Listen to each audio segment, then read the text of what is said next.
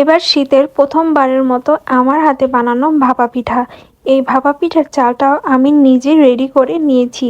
এখানে আমি প্রায় 2 কাপের মতো ভাতের চাল সারা রাত ভিজিয়ে রেখেছিলাম। এরপর এটাকে ভালো মতো ধুয়ে জল ছড়িয়ে আমি সারাদিন রোদে চালটাকে শুকিয়ে নিয়েছি। এবার আমি একটি ব্লেন্ডারে জার নিয়েছি, যেটার মধ্যে চালগুলো দিয়ে আমি চালটাকে একদম মিহিদানা করে ব্লেন্ড করে নিব। এখানে আমি পিঠা বানানোর জন্য এই যে চালের গুঁড়ি, এখানে নিয়েছি পাটারি এবং লবণ দিয়ে গোলানো কিছুটা পানি নিয়েছি।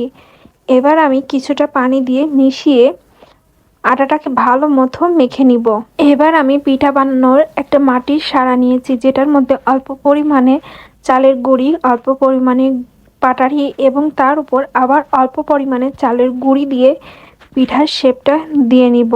ঠিক এভাবে করে বানিয়ে নিয়ে এর উপর দিয়ে দিব একটি পরিষ্কার নেট। এখানে আমি চুলাতে হাঁড়ির মধ্যে প্রায় 2 কাপের মতো পানি দিয়ে পানিটাকে ভালো মতো ফুটিয়ে তার উপর একটি ছাকনা দিয়ে পিঠাটাকে দিয়ে দিব। এই তো আমার পিঠা বানানো হয়ে গিয়েছে। দেখতেই পাচ্ছেন পিঠাটা দেখতে যেমন সুন্দর হয়েছে, খেতেও কিন্তু অনেক টেস্ট হয়েছিল। বাসায় কিন্তু এভাবে খুব সহজে ভাতের চাল দিয়ে পিঠা বানিয়ে খেতে পারেন। এখানে আমি আমার শ্বশুরের যেহেতু ডায়াবেটিস আছে, তার জন্য আমি মিষ্টি ছাড়াও একটি পিঠা বানিয়েছি। আমি এর আগে কখনোই ভাপা পিঠা বানাইনি, এই প্রথমবারের মতো বানিয়েছিলাম এবং প্রথমবারই পারফেক্ট হয়েছিল।